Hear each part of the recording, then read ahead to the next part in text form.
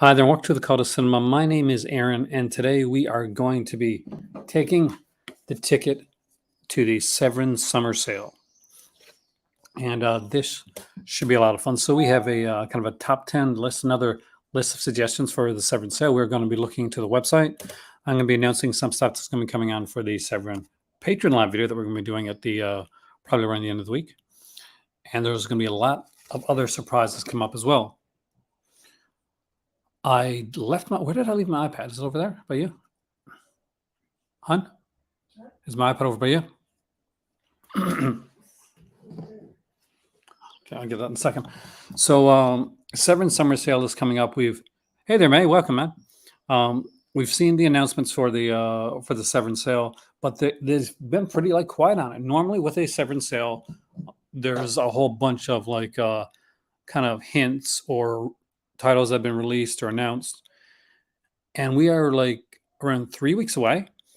And there's been no announcements for any new titles coming out for the sale, like we would see with the halfway to Black Friday sales that they did. So this is different. This is very different. I'm not quite sure if Severin's going to be having any new titles come in for the sale. Hopefully there's going to be something to be a bit of a surprise. But either way, Severin titles are some damn good titles, and that's why we're going to be looking at them tonight. I've got a couple of box sets I'm going to show.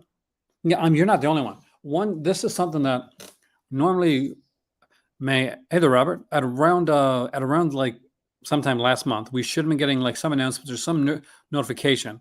Hey there, Alan, that the sale is coming.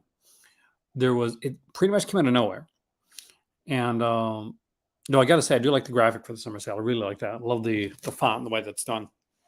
It's gorgeous. And you wouldn't expect anything less of Severin, but I am surprised we haven't had a podcast yet, or haven't had any kind of any. I haven't got any emails. I keep checking my email just to see if I've received anything, and I haven't yet. Have you received it? Has anybody received anything? Hey there, Andy. Hey there, Standon. Hey George. Welcome, man. A lot of people think it'll be just the clone of Bruce Lee set. Do you think that's coming this early? See, I think May that the clone of Bruce Lee set will come in September or November. I don't think it's going to be coming during the sale. If it is, that'd be fantastic. The clone of Bruce Lee set is one that I think we would be interested in. What do you think? So Severin did a documentary on Bruce, on clones, people that took over, like Bruce Lies and Bruce Ellie's and stuff like that. So they may be doing a box set to go with that documentary in the same way that they did the Folk Horror box set. That's awesome. So that'll be exciting to look at. And by the way, just so you know, you're not going to be just looking at my face today. We're going to be going to the Severin site, looking at some stuff as well. I also have here some recommendations that we're going to be looking at too. Are we going to have a summer fest again like they did last year? I doubt it. I mean, I wouldn't expect them to do that this year. They seem to be they're focused on the 10-year thing, and I mean they could still do it, but they're just getting off of a highly successful sale. If I was Vinegar Syndrome right now, and this is just me, I would focus on working on the tent poles for the 10th anniversary, getting that the big box that they talked about out, and then working towards the Black Friday sale. That'd be my suggestion.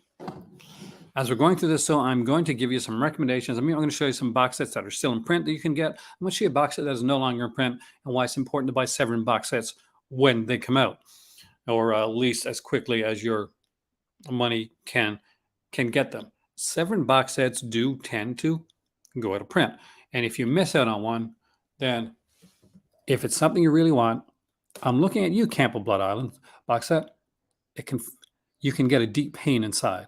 A deep pain. We got a deep pain inside for that one. We ordered it too. We ordered it off of Amazon. We should have ordered it off Severin. So, to give you an example, the Black Emmanuel set is coming out. The Laura Gemser set with the Gita Wilson films in there as well. Fantastic. Trust me, you're going to want to order. It's true, they did a highly successful one.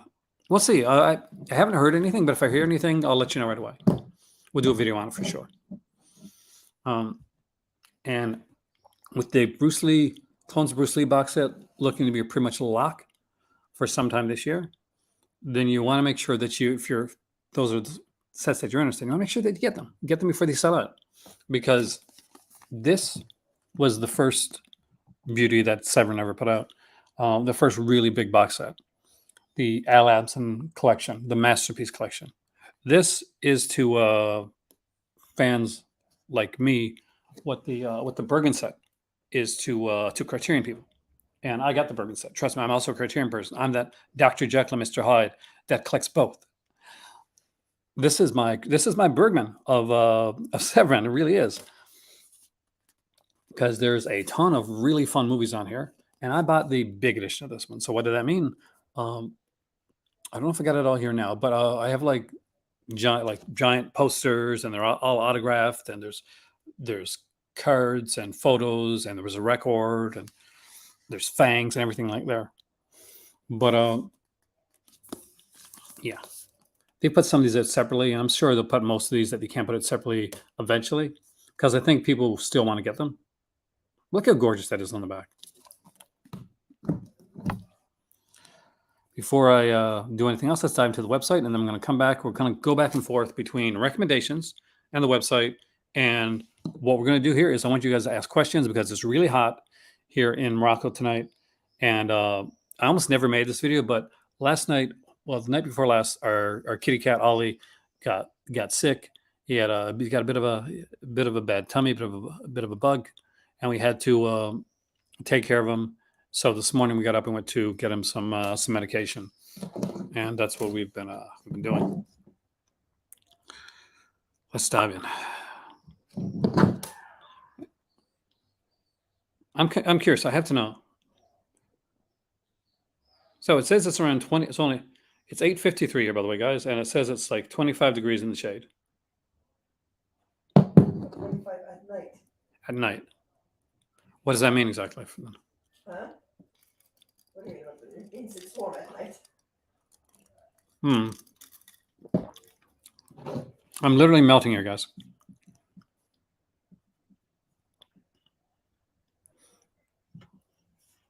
I need my iPad. We're not going to do this.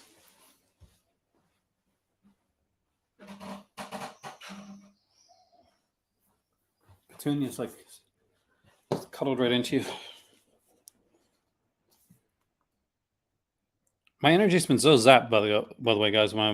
Before I made this, I got my drink ready, and I decided to listen to music to like hype me for this.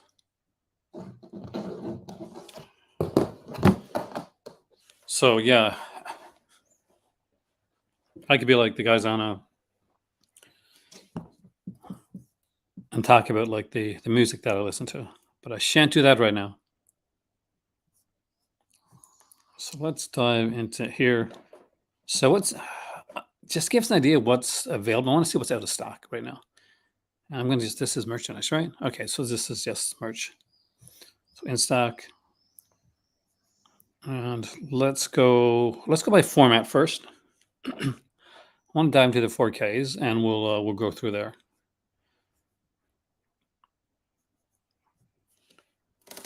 Recommendations in the 4K side of things. If 4 Flies on Gray Velvet comes back, grab that one immediately. Like, truly, don't make the Aaron mistake.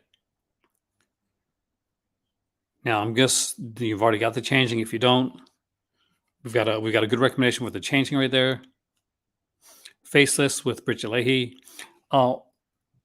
Speaking of which, I do have the book. DJ Nubis and DJ Nico gave me the Faceless book. No, sorry, the Bridget Leahy book. And I can't show it here, but if you're a part of my Patreon, then you'll be seeing some of the stuff that I can't show on this stream, on my Patreon stream. And that should be coming up hopefully by the end of the week. Recommendations on Blood for Dracula. If you're a fan of Paul Morrissey and you like that style, I do. That's good day. That's kind of my style. I'm definitely going to give a recommendation on that one right here.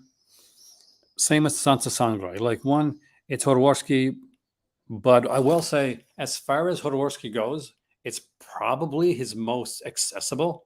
So I would put it like above something like Holy Mountain or It's Hopeless and something like that. I say Sansa Sangre is probably, if you've somebody who's never seen one of his films before, this is probably the best starting point. This is where you want to jump onto.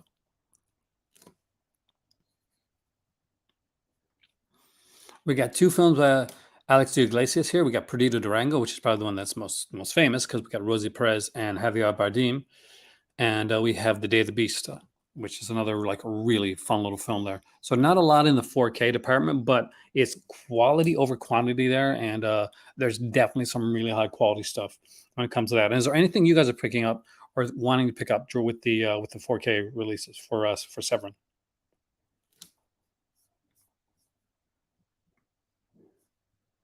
And with that being said, I'm going to give my first recommendation because we can switch back and forth. Recommendation number one for the Severin sale. It was done by Clyde Anderson.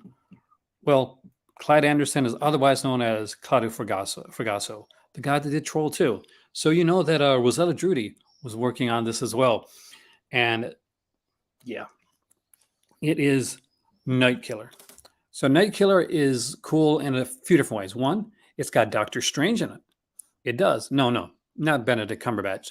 The 70s Doctor Strange with the porn hair and the we'll get to the boxes. We're gonna look at those two, Couch.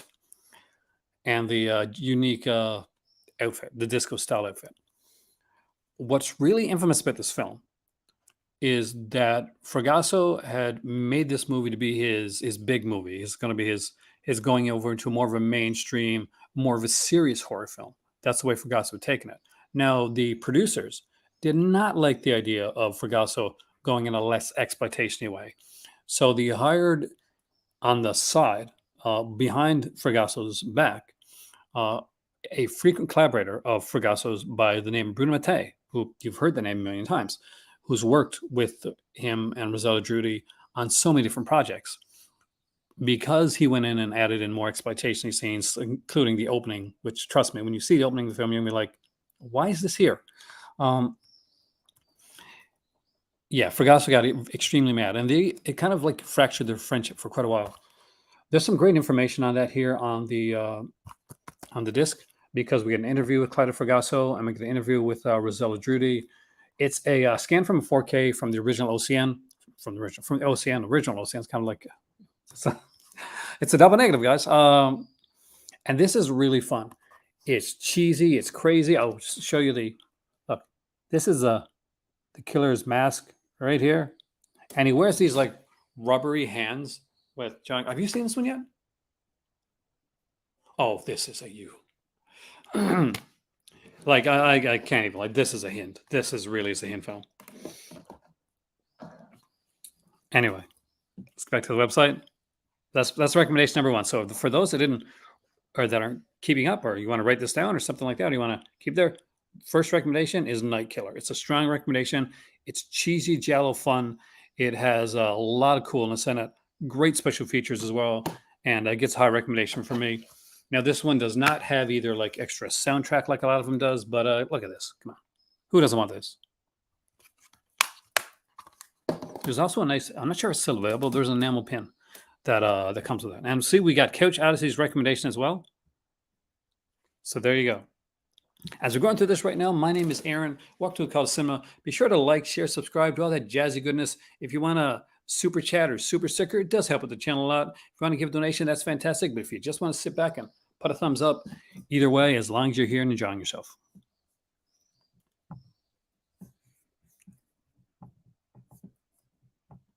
Do I talk really fast when I do that? I do, don't I? All right, we're heading back because we want to look at the box sets. We want to see which box sets are available.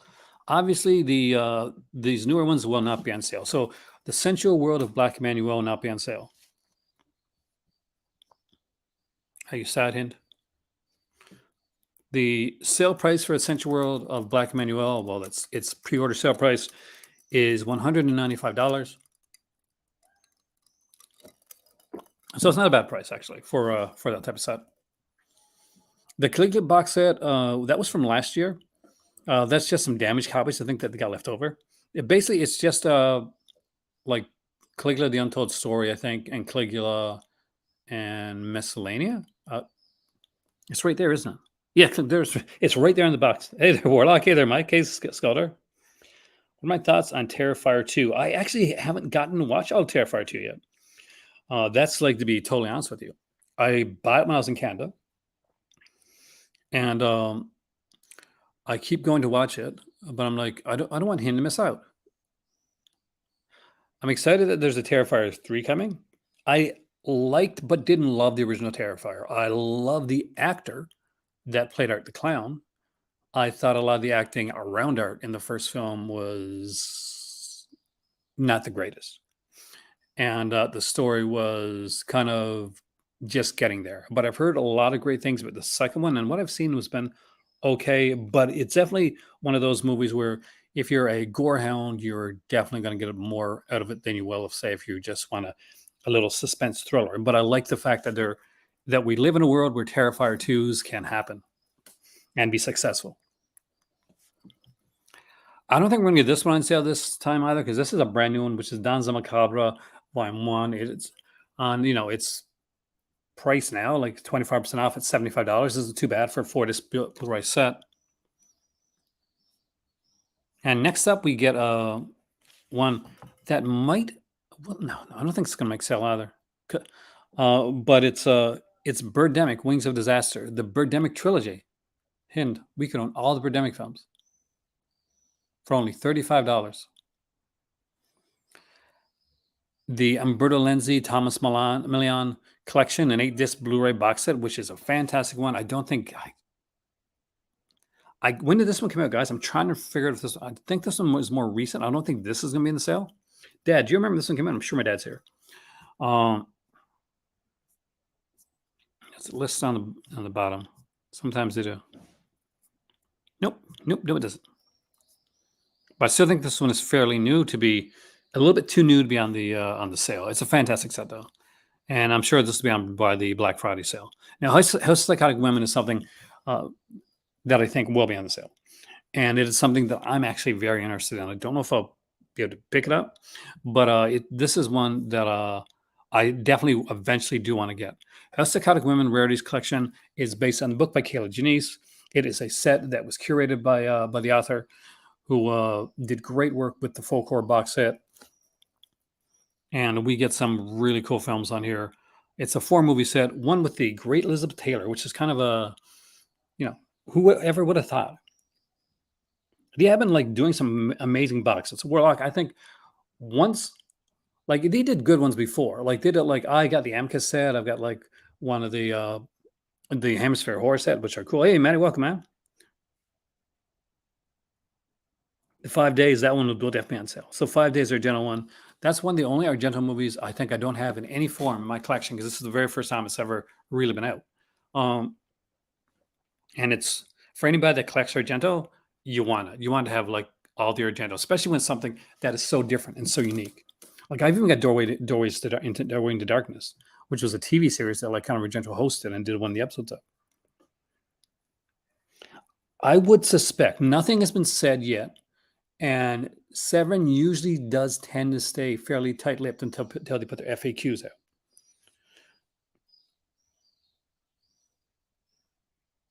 I would assume that the Four Flies, unless there's some thing like Bahia Blanca, that we will be getting more Four Flies and Gray Velvet. Now, that being said, I don't know how many more times they're going to be able to put out Four Flies and Gray Velvet. That's going to be the thing.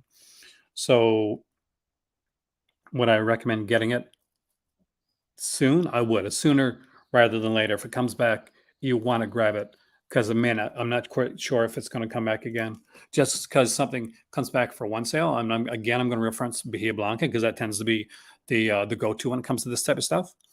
Bahia Blanca did come back for one sale afterwards for a very limited amount of copies, and after that, it was gone. If you go to a convention, you may look into a copy or two that they'll still have around, but it's not something that you can sell on the website or even on their sales anymore.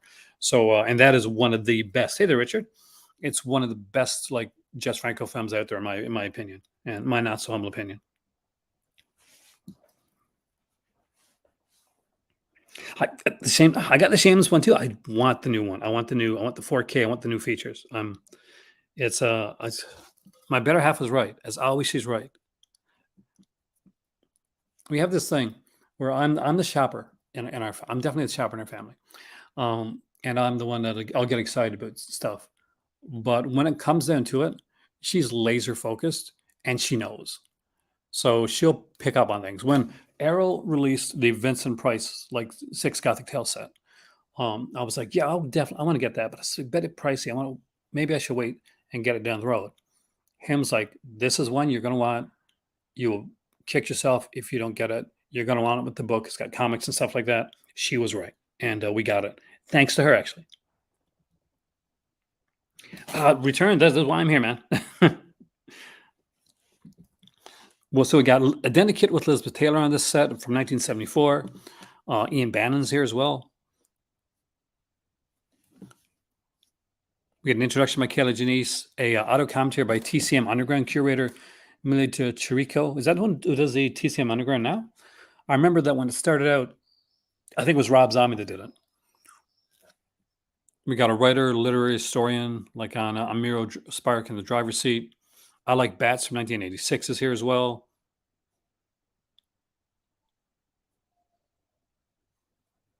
It's got to be Polish cinema by the names.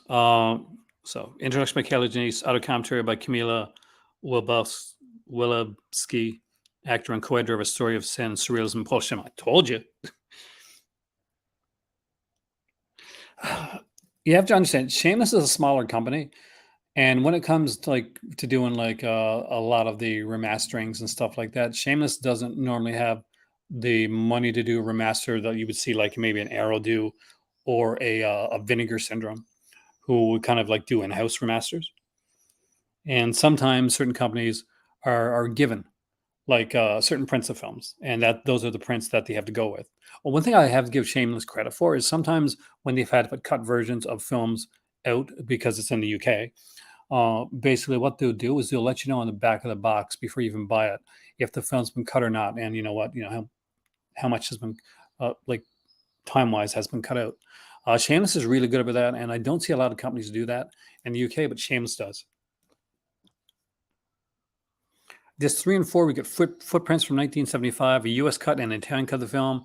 Now, Footprints is a really nice one because we have a great cast here, and it's shot by Vittore Storaro.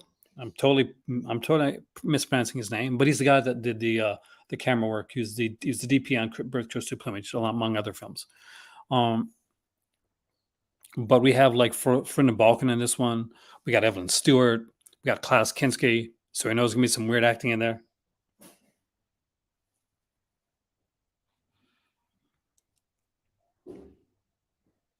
Well, recently, like Coach, when they've been putting out a lot of like box sets and releases, there's been books that have been coming out too. Sometimes the books are like stuck to a US only, and there'll be like fab press releases, something along that lines. And other times when it's some stuff that they don't sell out of, it'll come over here to well, not here anymore, to North America as well, to Canada.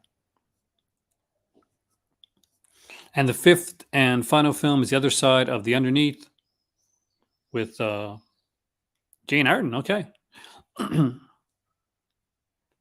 That's a bit of a surprise. I guess different. Introduction by Kayla Janice, of course, extended work print of the film here as well. Oh, yes, the book. This one. Oh, yes. They were initially selling the book too. I'm not sure if it's here right now, but when it came out first, Couched was a set. So Severin will often do bundles, but they do bundles with a limited like amount. And after that goes out, then they sometimes piecemeal it out, right? So, and a good example of this is the Black Emmanuel set. So with the Black Emmanuel set, so Emmanuel, Central World of Emmanuel, they they put out a big bundle of that with some like autographed pictures and like a whole bunch of stuff, right? And that bundle sold out fairly quickly. And they could put out everything but the pictures. They didn't have any extra copies of the pictures to put out. So it was re-released without the pictures, and people that had bought the set on its own had the option for the first time ever from Severin to upgrade to get the bundle edition for just a little bit extra. But I'm hoping we're going to see more of the books here. We'll check afterwards in the merchandise, see if the books are available. And bundles usually, if you here's the thing, if you see a bundle that's here now, that bundle won't be on sale during the sale. The only bundles that you will see on sale couch during the Severin is bundles that are released specifically for the sale. So every time before a sale, like for instance, if right here, the Around the World upgrade bundle from the Manuel one.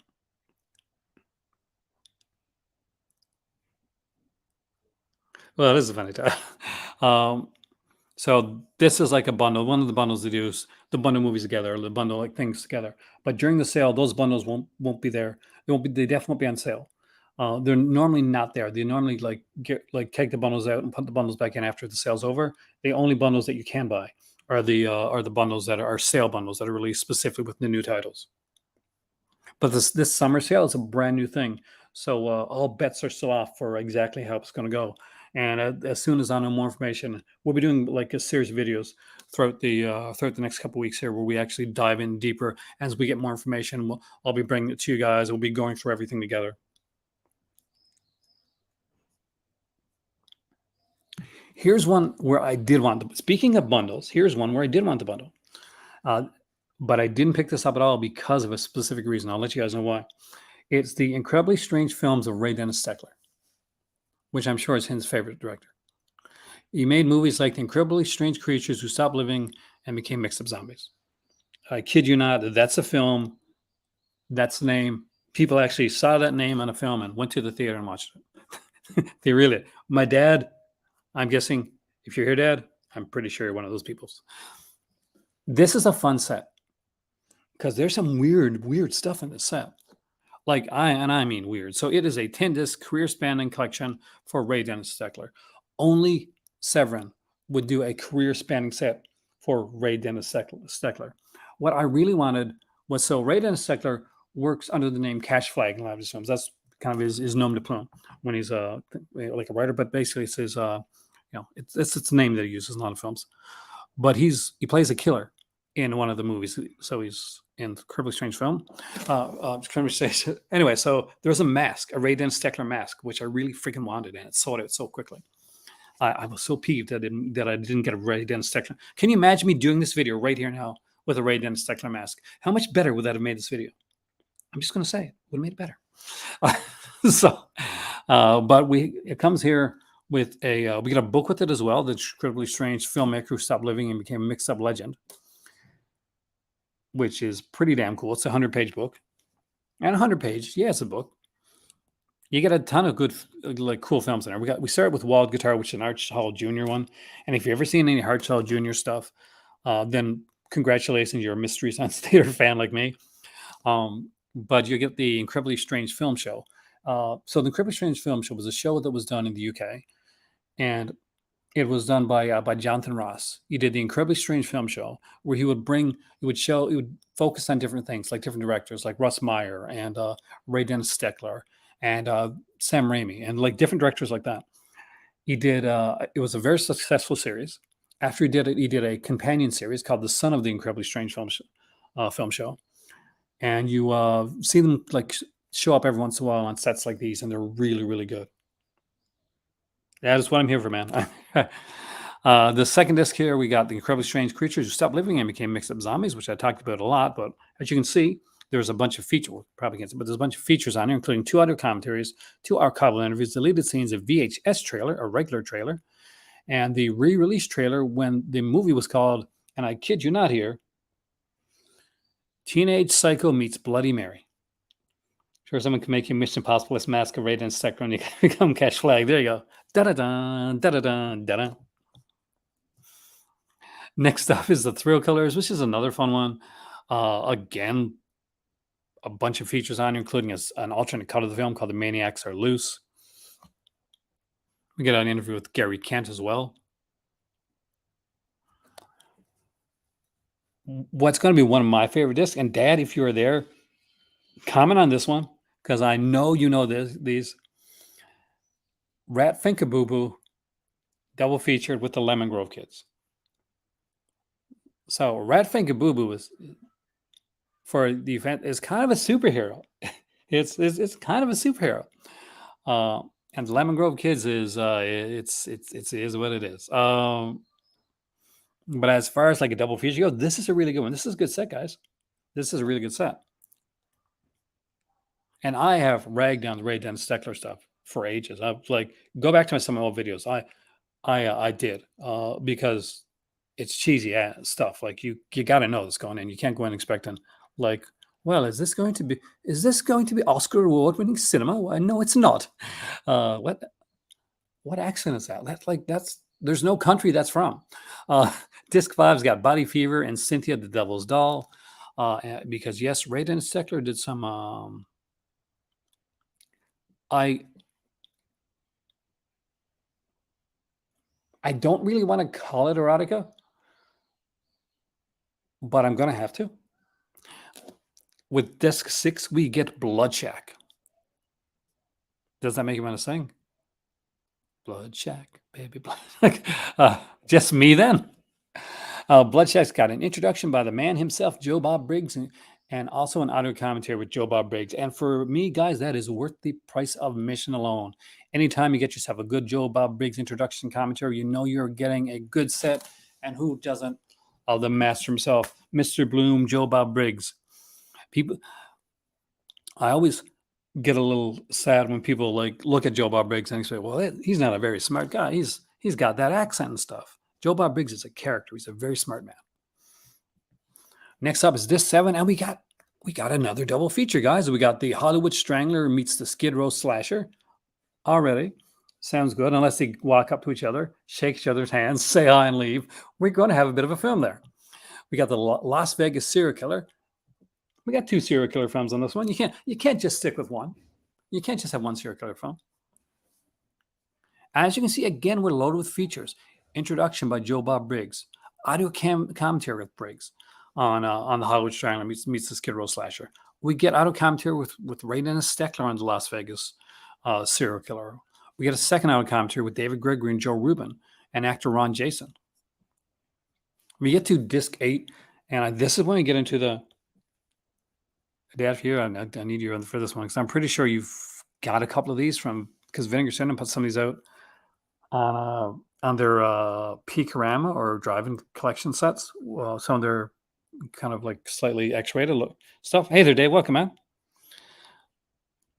Okay, I got to see. So, The Mad Love Life of a Hot Vampire, Nazi Brothel, Love Life of Hitler's Nazis, Count, Alcom, with a location tour. Disc number 9 is I am not saying that on the air. I get a Dr. C Love, the Something or Sis Devil, and Red Heat. Interview with actress Lovely Goldmine. And disc 10, we get Summer Fun, Reading Pennsylvania, and One More Time. Hollywood Strangler is a silent film slasher with character narration. You liked it. It is an interesting one, I'll tell you that right now. And you got some nice special features here on the last disc. American Grindhouse extended interview with Ray Dennis Steckler, interview with Elijah Drenner, director of American Grindhouse. Natasha Diakova's screen test for One More Time. Ray Dennis Steckler talks B-movie filmmaking at Las Vegas High School. Johnny Legend's final interview with Ray Dennis Steckler and behind the scenes footage for One More Time. Audio interview with Catherine Steckler. Mascot video by filmmaker Joaquim Montalvan, and Summer Fun trailer. We spent a lot of time just on that one disc, didn't we? Next up is the Euro Crypt of Christopher Lee, Volume 2. I showed the first volume in the previous video, which I do have. And this is a nice one. There's some nice stuff on here. And a nice combination of stuff, too. A bit more Christopher Lee in these films as opposed to in the first volume, which had Lee but didn't really have Lee so much in. Like it's smaller roles in the films.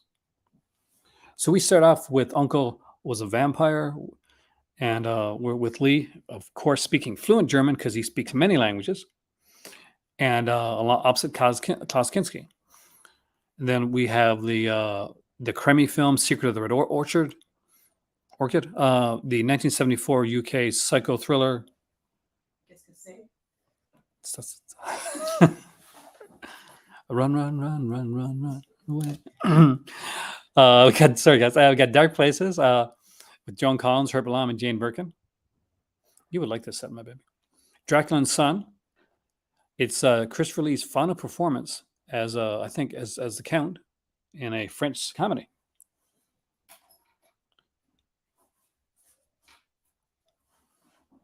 Oh, it is weird. Is Ponos, as we will say, Pono. That's a good way to say it. Just like sometimes I have to say the word rapist. Anyway, it's like over 15 total hours of trailers, commentaries, alternate cuts, finished interviews, new featurettes, 100-page book by Jonathan Rigby, like in the first one. Which volume is better? It depends. For me, I want to have them both eventually. Now, we picked up the first volume because, well, in all honesty, we were on here. And the Severin sale was coming up. It was hyping up. We got a bunch of donations from viewers at a time when I couldn't afford to pick anything up. And that was amazing because my better half really, really wanted that set so badly. And it's one that we will eventually review, and we will review it together. That's the way that I want to do it. And you got one answer right there. So Warlock likes is partial to volume 1. Jesse says that he's heard volume 2 is better based on Matt. Now, I love me Jose. Jose is a good friend of mine. However, everybody's got different opinions, and me and Master Chaos are like Siskel and Ebert when it comes to some of this type of stuff. We really are. And I say, and I would say to him, like if he was here, and if you're here, like speak up, man. It was the Euro Crypto Christopher Lee. It's Euro Christopher Lee. You weren't expecting Lord of the Rings or Dracula, him to have huge parts. And even when you think about it, he didn't really, in a lot of those Dracula films he was in, was he really in them a lot? He kind of wasn't actually. He kind of some of them he was, but a lot of them, some of them he didn't even speak. But I would say, if you like Dracula and Son, that is definitely a fun little title. I like Kremi, so like Secret of the Red Orchid is fun. Uncle's Vampire, like there's more kind of comedic stuff on here as well. The first one was the one that I wanted to grab first.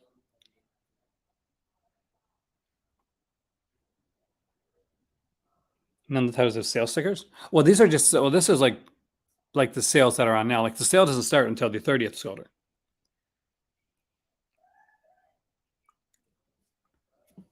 So we'll be live for that. So you get like soundtracks here, but I'd say for me, I love the first volume. Here, I'll just bring it. It's right beside me. First volume has like Sherlock Holmes and Deadly Necklace. I'm a big Sherlock Holmes fan, so I actually enjoyed that film. Some people didn't. We got Challenge the Devil here, Crypt of the Vampire, Castle of the Living Dead, Torture Chamber, Dr. Sadum, which is arguably like it's a good film. And we get Theatre Macabre, which is a TV series that Christopher Lee actually he hosted, and it was kind of an anthology series. Was done back in the day, and aside from this set, I've never seen it anywhere before. And if I'm correct, I think it's the first time it was that it ever was anywhere. It's a gorgeous looking set. The 100-page book by Jonathan Rigby is filled with information and photos and just a lot of great stuff. That alone would have been worth it. But things like the Torture Chamber, Dr. Sadism, which I had a rough looking copy of on Hemisphere Horror Set, was great to get a nice upgrade on that one with some good special features as well. including like commentaries with Troy Holworth and guys like that.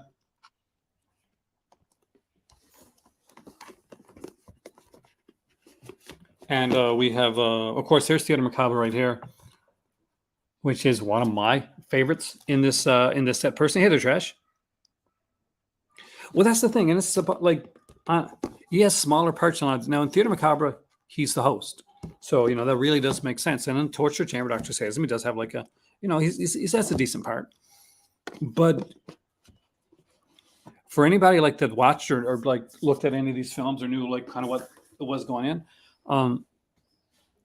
he's got more of a presence, physical presence in the Christopher Lee Volume 2, but I would 100% put down the Volume 1. I really love Volume 1. It's Crypt of the Vampire, the standout of the set. It's got a single release by Severin. I enjoyed it, but I enjoyed everything on the set overall. That's the thing. Like I can't like lie and say, okay, no, I didn't like the set. Hey, the creepy, welcome, man. I thought that was fantastic. And just look at these, like you look at these covers. These are fun, like weird, funny, unique, different films. And it's okay for the films not to like star like Christopher Lee. Most of the Dracula films didn't star Christopher Lee. They really didn't.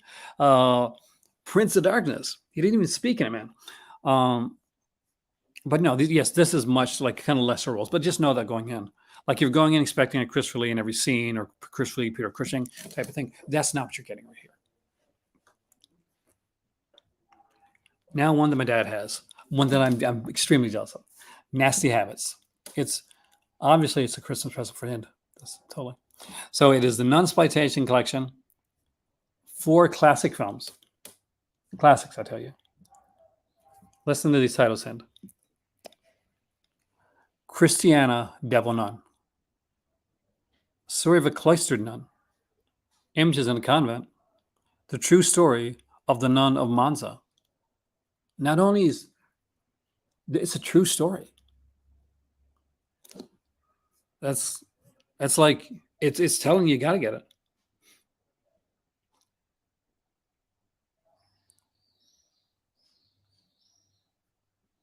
Are we lying for Sinful Dwarf Fork? I actually like Sinful Dwarf, but you know what? I like the other film on Sinful Dwarf better. I don't think I put Sinful Dwarf in my 10 releases this time around. Recommendations, which I'm going to be showing afterwards. Any Chris Lee is good, Chris Lee. Thank you, trash. Price related to whatever region you have it set to. And for me, I think it's probably set to American, actually. So my regions is make. And I like the fact they tell you what region this is. All the Hansby Hours, $170. It's a great box set. Definite recommendation on that one. I mentioned that one before, so I don't need to go into that one this time around. I will go into it again before the sale starts up. I just showed you the Crypt Christopher Lee. Again, it's 105 right now. It's normally around 150. These sometimes tend to go on sale. I don't have the Nun set. My dad. Dad, are you watching? Dad, speak up if you're watching. My dad has the Nun set. I saw it at my dad's. I was going to pick it up. I finally ordered the Nunsploitation set and put the shipping address for the church across the street in air. Well, there you go. You don't know this. The church across the street may actually be very excited to get that. You don't know. They'd be like, hey, wait a minute. I know these films. We get my most conflicted one. And that is the Dungeon of Andy Milligan. It is a 9-disc Blu-ray CD set. And it is a gorgeous set, much like the Al Amson set that I showed at the beginning of this video. Milligan is different. We'll put it that way. You have nuns there too. I went to school with some nuns. Well, they weren't like my classmates. They were like teachers. I went to like a Catholic school. I'm not Catholic, but I was in high school. I was in grade 8 or 9, grade 9, I think, and there was a girl.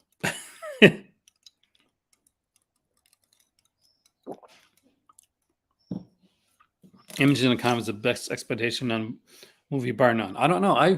I really like the Symphony of the St. Valentine. I think it's a really good one. Underrated, actually. We got the ghastly ones here: The Body Beneath and Nightbirds. Torture Jungle, The Bloodthirsty Butchers is here as well. We got The Curse of the Full Moon and The Rats Are Coming. The Werewolves Are Here. I'm not going to lie. As much as I like Werewolves, I did not like that movie. Now I might watch it again and like totally love it. Right? He's very much hit and miss. A lot more miss for me than hits, Mike. But if I found like this at a good price, if I was like in Canada and I was going through and I saw like this at like $50 or something like that, I wouldn't even blink. I would buy it like right away. Because that's the thing. It's not just the filmmaker, the films, it's everything that's put into their sets. Because they really do. Like I've said before, Criterion says, well, we do a film, like, well, people have said, Criterion, I don't know if Criterion said itself, film school in a box, right? But Indicator and Severin, their sets, their sets are the real film school in a box, because it's fantastic when you're an extremely talented filmmaker and you got the budget to make something, you're doing something. But when you're an Andy Milligan or an Al Adamson, these are the filmmaking minds and the people that are working literally in the trenches. These are the minds I want to study. Get good deals at conventions. That's the thing, Rock. You're in Ontario, man. So you get to go to the big convention. You got the biggest Comic-Con there. You get to go to that. I'm so jealous. One of these days, I'll get there. But the RDS and Al Amson set, but didn't pick up the Milligan set. Please tell me you didn't miss out on some great cinema. Did you like Ray Dennis Steckler? Let's start with that. Like, I want to know if you like Ray Dennis Steckler. That's where we're gonna. There's gonna be a throw line right there, and depending on your answer, that's gonna affect my answer. Got The Man with Two Heads, Guru the Mad Monk. A lot of hunchbacks in Andy Milligan films, actually. Legacy of Blood, the TV cut. That's kind of cool. The best film on the entire set, and I'm going to say it right now, Fleshpot on 42nd Street and Seeds. Those two, they were actually put out initially by Vinegar Syndrome. And Fleshpot on 42nd Street is one of, if not his best film, in my opinion. And I'll explain why. One thing that Andy Milligan does well when he's motivated to do it is he then you're probably going to want to get the set eventually, man. If you're like me, you love Fleshpot and 40. Now everything's not going to be Fleshpot on 42nd Street, but if you dug the Ray Dennis Steckler set and the up and down and quality with the Ray Dennis Steckler set, you're definitely going to want to get the Milligan set down the road. It's still out there. It's not something that's gone away. So it's not. So the good thing is you can still get it. It's like, yeah, like it's a two-faced coin flip on whether you're going to like an Andy Milligan film or not. But the way I was saying is that Fleshpot on 42nd Street is one of his kind of an adult-ish film. There's an X-rated. It's X-rated basically, but Andy Milligan didn't want to do an X-rated film, and it kind of shows because the scenes that are in there that are X-rated are very much an afterthought. There's no like interest put into that at all. I actually think Seeds is the best film. Seeds is a great film. I wouldn't disagree with you on that one. Like I said, those are his two best films on this entire set. But the thing that makes Fleshpot stand out for me is they have this eclectic cast. So much like the movie Angel. Remember Angel with Donna Wilkes? So Angel is this like high school girl, and she's like a prostitute at night. And she doesn't have like a mother or father. They're gone.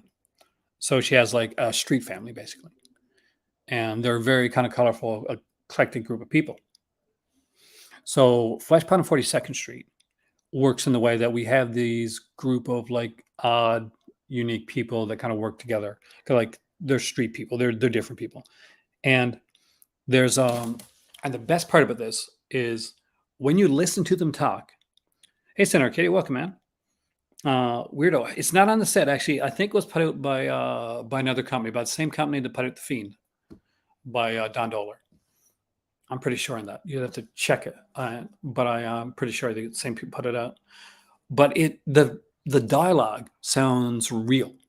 It doesn't sound like somebody wrote dialogue on a screen on a piece of paper and this is what they have to say when they're talking back and forth to one another. And I don't think a lot of them are great enough actors to be like being that natural. It seems natural. All right. Sorry, I got a little bit too long on that one. Sugar. So we got Carnage, Blood, not the cool Carnage either. Monstrosity trailer. Monstrosity, by the way, is another one that was put out by the same company that put out the weirdo one. Got the Bearded Ladies Wake CD, electronic music by frequent Milligan collaborator Hal Borsk, and 128-page book by Stephen Thrower. And Stephen Thrower book. Who doesn't want a Stephen Thrower book? Worth the price of admission alone. And the next one is the Umberto Lenzi Carol Baker set. And for that one, my friends, we get them an next recommendation. As we go through this, I'm going to be going through doing recommendations. This is one of the best sets that was ever put out by Severin. Best like actual focus sets. Not a director set, but a film set. This is the Umberto Lenzi Carol Baker set. There are 4 films in here. We have Orgasmo, So Sweet, So Perverse, A Quiet Place to Kill, and Knife of Ice. Love all of these. There are 2, I'm pretty sure there's 2 CDs in here of fantastic music. And it's just an utterly wonderful set. There, you can actually buy a yellow T-shirt with this here design actually on it. And I'm not going to lie, I recommend it. It's a really comfortable shirt. So that's my next recommendation. This one right here, the Umberto Lenzi Carol Baker set. If you don't have it, definitely worth picking up. It's like rough backstreet dialogue. We record street people, and he does the animation and go with the dialogue. Actually, yeah, it's very much like that. That's a great example of that. Like every film on the Lenzi Baker set is a banger. Every set, every film. Even the ones that people say they are kind of lesser, Knife of Ice. I think that's when it grows on you as well. It's just so different from the other films.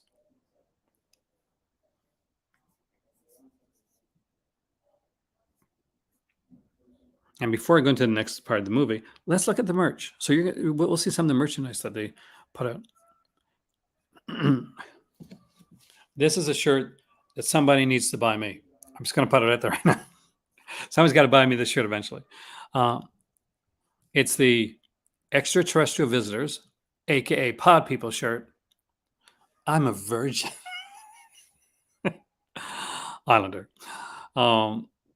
It's the sequence at the beginning of Pod People, where or Extraterrestrial Visitors, as it's called in the set, where the singer, who is the kind of the young male lead from the movie Pieces, who has the unfortunate thing happen to him at the end of the movie Pieces. So he's a singer and he's got a band in the background, and they're singing a song. We see the producer, and what I can only guess is a unique groupie or something wearing an I'm a Virgin shirt and just grooving to the music, where we get the infamous and never forgotten "It stinks" line that is utterly fantastic, both in the film and in the MST3K version, which if you haven't seen, what the hell, go see that. Not right now, watch this video first, but afterwards go see Pod People. We got the heist. Hey, pretty lady. We got the House of Psychotic Women sleep mask. There's one for you, Hen. House of Psychotic Women sleep mask. You put on the mask, you go to sleep. Be not psychotic. Huh? There you go. We got the I Like Bats poster, which is weird as hell. Vivision just released Days Where Lights Beyond Salem, Chapter 1. Did they really? Actually, I did not know. I would be interested in that, actually. And the enamel pins, they do brilliantly. We got one here for Mario Bava, one for Dario Argento. You can see the four flies and gray velvet enamel pin right there, which is kind of cool, grotesquely wonderful. I love the stickers that they do, and they usually put out 4 to 5 new stickers every time that they have a sale. We got the female executioner sticker, Dracula versus Frankenstein, faceless sticker. We got a sticker for Killer Crocodile. And there's the photo comics that they do, the Caligula comic. I gotta just go to Ambassador because there's just some stuff I can't show you. Yeah, we're going back to the movies, guys. There's some stuff here that I'm gonna be looking at on the Patreon channel when we do that. But you guys know ahead of time. You guys know ahead of time. Let's go to Blu-rays.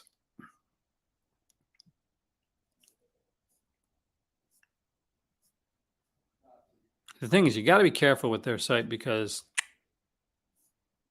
some titles, I'm telling you, some people's kids, just saying, taking a page out of Shameless book, and you know what that means.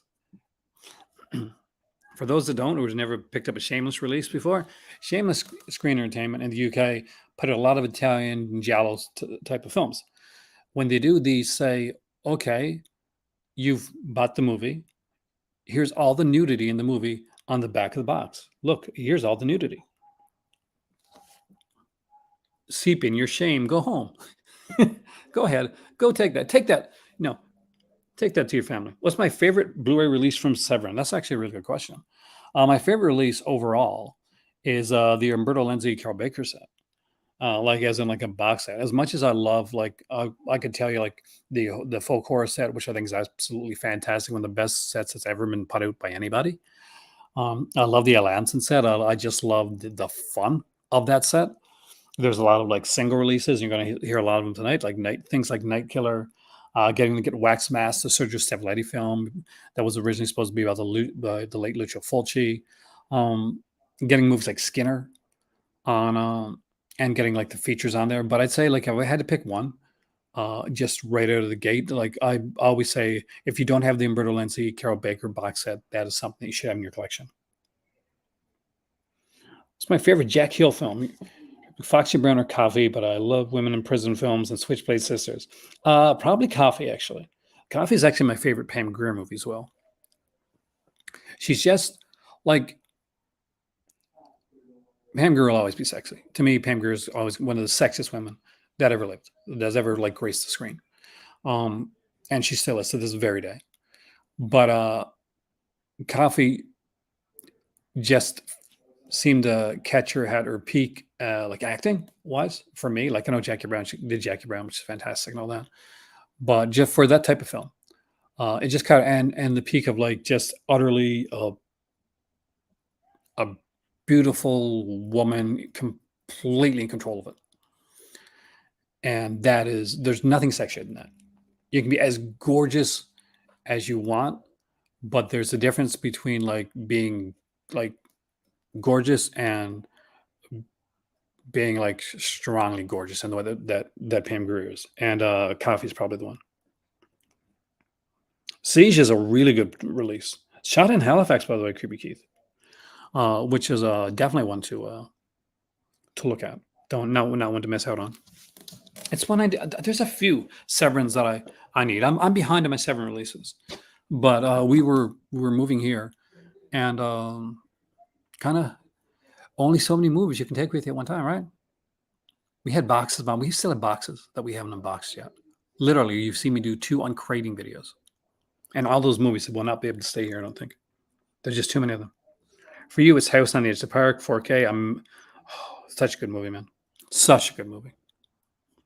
Here is the Dario Argento one. A lot of people are going to be asking about. This is the 5 days standard Blu-ray edition. There was a limited edition release of this. Now, here's the thing. If this goes the way that some of the other Severin sales have gone, we could be seeing some of the limited editions that you can't see on the site right now, what they called during the time of everybody was locked down, right? Convention stock. We see some convention stock come back in. Now, it'll come back in for regular. It won't be at a sale price. It'll be back in a regular price. But all of a sudden, you'll have the chance to say, "Do I want to buy the 5 days standard edition, and get it for on sale, or do I want to pick up the limited edition version of the 5 days, which is not going to be an on sale price?" So that's going to be something. Changing is fantastic. Peter Medic, amazingly directed that film. George C. Scott, his wife's in that one as well. Just a great film. But the 5 days is something different. So for people going in who don't know what the 5 days is, it is a very different Argento film. We're not looking at a giallo. We're not looking at a supernatural film here. It is one. It's pretty much the only one that he's done that hasn't been. And it is set during 1848's 5-day siege of Milan by the Austrian army. A cynical thief teams with a naive young baker to survive the brutality and absurdity of the Italian Revolution.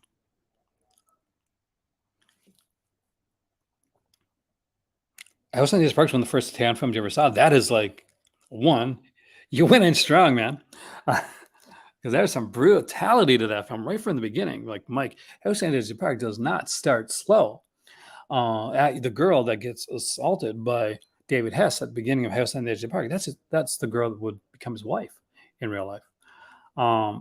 He did not like talking about that, though. He really did not like talking about that. But Don't Go in the House is decent if it's very mean spirited. Don't Go in the House is a very mean spirited film. Like, no, they're going in. It's a video nasty, and I don't think Don't Go in the House is one that would have been as well regarded and have as well remembered if it wasn't for the fact that it was a video nasty. Like, I think the fact that it became video nasty is part of the reason that, like, we know what Don't Go in the House is. It's an okay film, but it's a mean film. It's it's a want to take a shower after film type of thing. That's not really that bad, I don't guess, but there's a meanness to Don't Go in the House. There's definitely a meanness to it. And I'm going to say this is going to be a little controversial, but maybe a bit more of a meanness than House on the Edge of the Park, which is a Gregorio Deodato film, and David Hess. And for me, this is like David Hess's best role in this kind of trilogy of films that he did, because of course there was Last House on the Left. I don't have the profession. I wish I did, actually. There was Hitchhike, and there was House on the Edge of the Park, and there are 3 films where David Hess pretty much almost interchangeably plays kind of the same type of character. And I would say that House on the Edge of the Park probably has, in my opinion, the best setup and follow through, and probably the best performance out of all those 3 films for David Hess. Very messy film. You also saw Night Train Murders at the same time? Don't tell me it was your parents that did. Were your parents trying to scar you, Mike? Was that it? Did you have a babysitter that was like really messed up? Did I babysit you, Mike? Was that it? Because I would do that. I would totally do that. I remember I was one of my friends, big horror fan, like a big horror fan. He actually made props and stuff for like movies, like not movies, from plays and stuff. And so we had kids around the same time, right? Well, not us. We were both guys, so we were dads at the same time. And my youngest daughter I had like a VHS tape of Hellraiser. It was the Star Maker edition, actually. And she would like grab it and try to put it in the VCR and cry to watch Hellraiser at like 2. I kid you not. And I jokingly mentioned it to my friend, and I'm like, it was Sheldon, by the way. And I'm like, I might have to put on Hellraiser. And he was aghast. He was like, "Oh my God, you're going to scar the kid for life. Don't show her Hellraiser. You can't do that. That's a bad thing to do." He was, Sheldon, if you're out there, man, that was quite a fun night. It was fun. Night the Demons special edition sold out. We mentioned the Wings of Disaster Birdemic Trilogy already. You're an adult. Okay, that's all right then. Love Hitchhike. Like the Birds and Last House on the Left. Origin Park. Oh, wow. I would have put him like kind of close to tie, but like edge at the park gets the win for me. But I can definitely see it. So, Wings of Disaster, the Birdemic trilogy. How do I feel about this? Birdemic is a series of movies. This brings me to my next recommendation.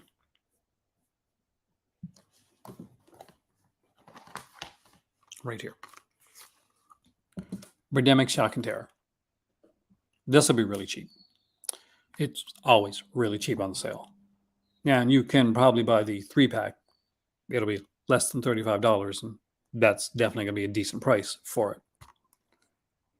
That being said, would Birdemic be like one of the box sets or things that I would go for? When you ask like a bad movie, like a Neil Breen film or a Steven Seagal movie, or something along that ilk, that line, then there's an ineptitude or badness to it that you kind of dig. If you're into that type of film, you kind of get into it. But the one thing about Birdemic is that it keeps at the same level of ineptitude throughout the films. It doesn't get any worse. It doesn't get any better. And I mean that it doesn't get any better in a so bad it's good type of way. So, hot take here. If you see Birdemic, Shock and Terror, you've seen Birdemic 2 and Birdemic 3. It's going to get a little bit more ecological. It's going to be fun for what it is. Like Warlock mentions here, you can't get Birdemic 2 outside of the set physically. So if you want Birdemic 2, that's the way to get it. But if you just want to have a fun, cheesy film, and you don't want the whole trilogy, and you're just going to watch Birdemic because you know it's the classic, it's the one, just get the first one. Hey, Alvin, welcome, man. Yeah, I did not only did I did a video on it. It's actually one of my more popular videos recently with the French Connection. Just to let you know, I came out anti-censorship.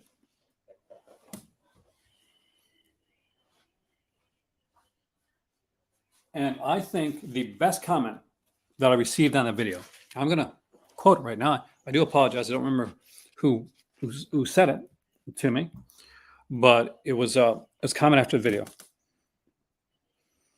Definitely a good way to see it. That's a great way to see the film. Is this. George Lucas definitely had the right. Actually, I want to bring this up because this is a really good comment, and it stuck with me when I read it. So if you're there, like it was a great comment. It's by Willie Tanner. I've often said it was George Lucas's legal right to change Star Wars, but it was not his ethical right. And I think that encapsulates it. And kind of my thought on that. Like, yes, Disney owns it. Disney can do what they want with it. Disney has said, however, and this is whether this is true or not, we'll find out. Because, all this stuff will comes to the front. They're saying that Friedkin, this is his director's cut of the film. So they're going on Friedkin's direction. So we'll eventually find out if that's if Friedkin responds, and if that's true. And if Friedkin responds and says, this is it. This is my director's thought on it. Then again,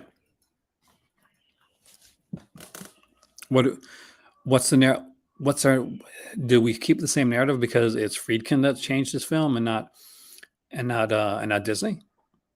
It'll be something that we'll talk about. It is like The Birds if The Birds was done super low budget and without absolutely any talent involved. That's that's the best way to put it. And that's not even ragging on like the people that made the film. I'm going to tell you right now, they made a film that everybody knows. Not everybody knows who the hell I am, but if I walk down the road and mention Birdemic to a bunch of people, they're going to know who that is. a lot more than they're going to know me. So there you go.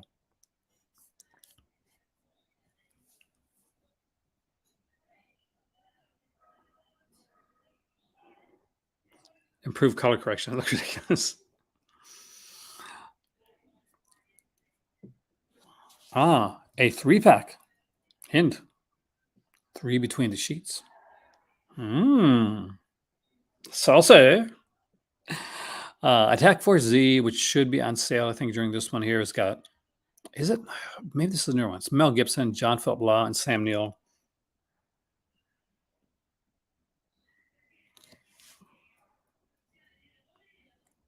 Did I miss something there?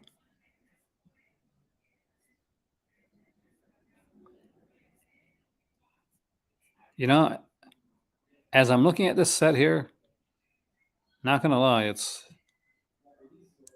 bloody things winning me over. And what do you think? Birdemic Trilogy with 13 hours of special features. Regular price. Ready for this? $35. Pretty good, actually. I'm not going to lie. That's a good price, especially for a 3-film set with a ton of features. Yeah, they did a load of features, and not only that, but it's got a lenticular cover so that the bird's wings flap on the case.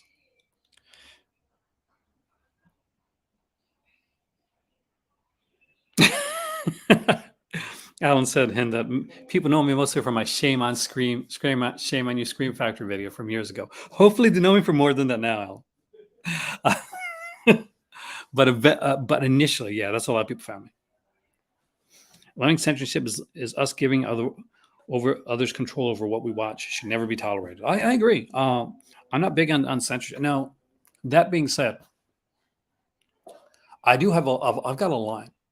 Like, I don't think art should ever be censored. I don't think anything like art-wise should be censored. Movies should be censored.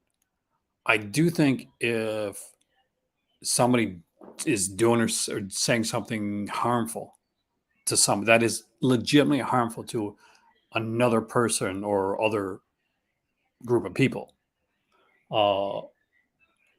yeah, that's why I'm in the front row for against that. But that's different than censorship. Getting on my soapbox. Yeah. We got a Blood for Dracula here as well. The Blu-ray edition. So initially this came out as a 4K.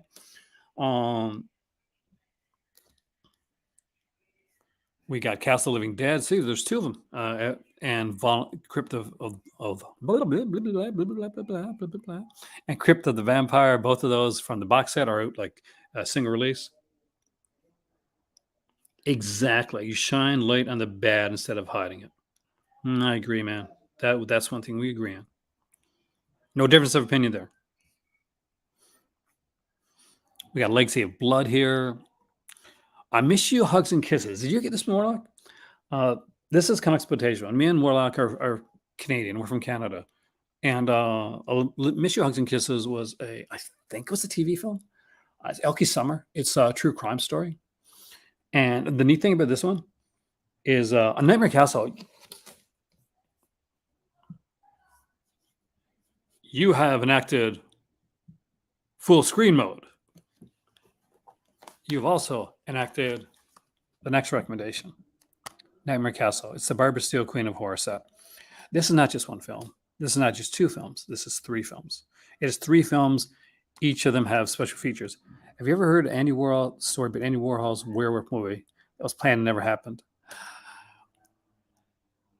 I wouldn't be surprised, but Andy Warhol is one of those guys that like to play with people's expectations and thoughts too. So it would also not surprise me if Andy Warhol just wove a tale. But there's a lot of great stuff on this. We got, aside from Nightmare Castle, we also got Castle of Blood with new transfer, Terror Creatures from the Grave, audio commentary from Barbara Steele, and horror historian Dave Duvall. We get a conversation with Barbara Steele, Black, White, and Red exclusive featurette with director Mario Calano. Nightmare Castle, US and UK trailer, Terror Creatures, deleted scenes, Vengeance from Beyond, new featurette from Terror Creatures from the Grave, a Decade of Ghosts, new featurette for Castle Blood, and Castle Blood and Terror Creatures original theatrical trailers. You can read my mind. Scary, isn't it? What a weird, twisted, topsy-turvy place to be in my mind. But it's right here. Congratulations. You unlocked full screen mode. You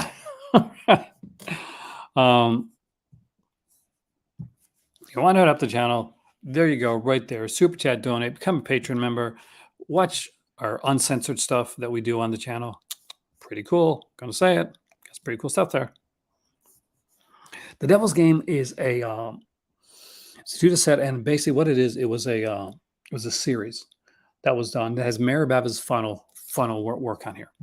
So his final thing they'd ever did is on this one right here. So a 2 disc collection.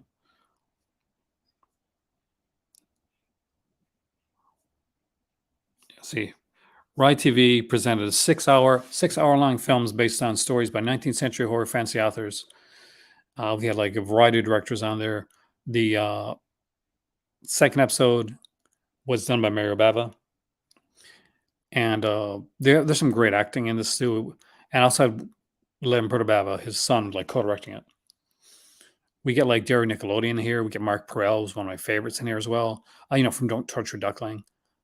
Just a lot of great people on this. Fantastic set. You get now a commentary by Tim Lucas, an interview with Lamberto Bava, and an interview with cinematographer Nino Celeste. So you can't go wrong with that. We got The Dog with Gerard Depardieu. We got one here that we're going to talk about during the Patreon, because we're going to do a Jess Franco spotlight on the Patreon. Blood and Melee's Moon is here as well. Born to Fight, Cop Game, and Double Target. A lot of fun with these. I enjoy these type of films. They're very much like what they are in the style and like the way that they're done. We got Dracula versus Frankenstein. This is from the Al Adamson set. I actually really love this film. Do I say yes? Because Patreon claiming is uncensored, Aaron, is what Patreon is. So that's where you get more hot takes. You get to see things and talk about things that we can't talk about on here. And that's when Aaron is less PG, I guess. We'll put less PG. We'll say that. We got Tales to Keep You Awake, another like anthology series from Spain. Love this type of stuff. Faceless with Bridget Leahy is here. Got The Female Executioner. I really dig Faceless. I really do. My Grandpa's a Vampire. This is Al Lewis from The Munsters. I slightly remember it. Not really well. But there's some neat stuff here. We got All About Evil, Libido, and we got Mansion of the Living Dead, The Beast in Heat, which we will be talking about during the Patreon one as well, because that's one that I do want to focus a bit on. One that I can't talk about here is Captain Invincible, which is of course Christopher Lee and Alan Arkin. Alan Arkin plays Captain Invincible, and Christopher Lee plays the bad guy, and he sings in it. And you guys know Christopher Lee is quite the singer. So as my voice is starting to go, what I'm going to do right now is I'm going to give you guys the last of those recommendations. And those would be, because I want to save some stuff. We're going to be doing a few videos here for the Severin sale. I want to keep some recommendations. I want to keep some stuff to look over. We're going to be looking at a lot of stuff. So here's some big recommendations for the Severin sale right now. So keep an eye on these titles right here. First up, Emmanuel and Francois. It actually is a remake of another film. It is an Emmanuel film, but understand that this is not the French Emmanuel film. It's the Italian Emmanuel film. You can tell by the lack of a certain letter. Look it up. But it's a really good film. It's by Joe D'Amato, who did Beyond the Darkness, among a million other films, and Rocco Siffredi films, which if you've seen them, you know what I'm talking about. If you don't, you're going to know what I'm talking about. George Eastman's in this one as well. George Eastman's really good in this movie, actually. He's despicable. He's fantastic. He's despicable. Next up is a fantastic film by Sergio Martino. and it is the utterly great All the Colors of the Dark. It is giallo. It has a bit of the supernatural in it, and it has, or at least kind of like allusions to the supernatural. It has Edwidge Fenwick starring in this one, but we don't just stop there because we also got Susan Scott in this one. We got Ivan Razumov in this film as well, the always creepy Ivan Razumov, and strong recommendations. Is a great giallo. Next up, if you want a good kind of fun little monster movie type of film with some super cheesy music in it as well, it's kind of fun, like old school music. This is the Horror of Party Beach. It is very much in the old school Roger Corman style type stuff, but it is a lot of fun. And they actually have an interview with the band here, the Del Airs. So definite recommendation on this one right here. And another uniquely different way is Patrick Still Lives. It is a kind of a sequel, a mock sequel to Patrick, which was an Australian film that was done by Richard Franklin, who would go on to do movies like Psycho 2. But when Patrick Still Lives, Patrick is once again in a coma, but for a very different reason and with very different powers. If you've seen the original Patrick, then, well, Patrick is a guy that's in a coma and he is obsessed and falls in love with the nurse that is taking care of him. He has the ability to like move things, using telekinesis. But in this one here, Patrick makes people do sexy things. That is what it is. That is what Patrick does. People come there to the house, and Patrick kind of like brings a girl down, and it's anyway. Again, we'll talk about it on the Patreon. Next up is House on Straw Hill. It is a film that I actually really, really liked. Linda Hayden, the lead actress in this film, utterly hated it. The entirety of the interview on this here is her talking about other films and talking about hating making this film. I think I need to watch this one again soon, actually. It's been a long time since I've seen it. I got this one for Christmas one year.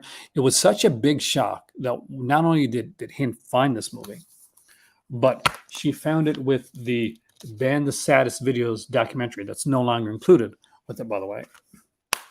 That I got so excited about this that my better half didn't think I got excited enough about the Alfred Hitchcock set that she gave me afterwards. And she's like, "You don't like the Hitchcock set?" Yes, I do. I would expect a Hitchcock set. I would never expect us to find something like this. I think she knows me a bit better now. And I love the Hitchcock set, by the way. It's got some of my favorite films of all time. And you should have it. The Devil's Reign. How can you go wrong with a movie that has William Shatner, Ernest Borgnine, Ida Lupino, John Travolta? Don't blink, though, but he's in it. It's a fun movie. It's a weird movie. It's a strange movie. Tom Skerritt's in this movie. Keenan Wynn's in this film. You want to see like Michael Myers kind of before Michael Myers? Watch the end of this movie. And last, but definitely not least, is a Ernesto Gristaldi film, one that often gets overlooked because the initial version of this film was put out so many times with bad, truncated versions of the film. And because it has such a weird title, people do tend to pass on it. And I think it's a shame because it's actually a fun film. And it is, this one came with the soundtrack as well. It is A Werewolf in a Girl's Dormitory. Really did enjoy this, actually. This is the first time to see the original uncut Italian version. There's a huge difference in it from the initial version, by the way. See what I have there. Yeah, there's a booklet in here, which is actually a photo comic. And there is a CD soundtrack in here as well. And with that being said, my friends, I want to thank you all for joining me here tonight in the College Cinema for starting off our week-long coverage of Severin. I'm going to try to do as many as I possibly can. I did promise one thing, though. I promised that every time that I did a video, I was going to show a collector thing near the end. And we haven't got any super chats or super stickers, so nobody's been able to unlock the Art Sucre Ghost Face cake this time around. When you guys eventually you need to do it. But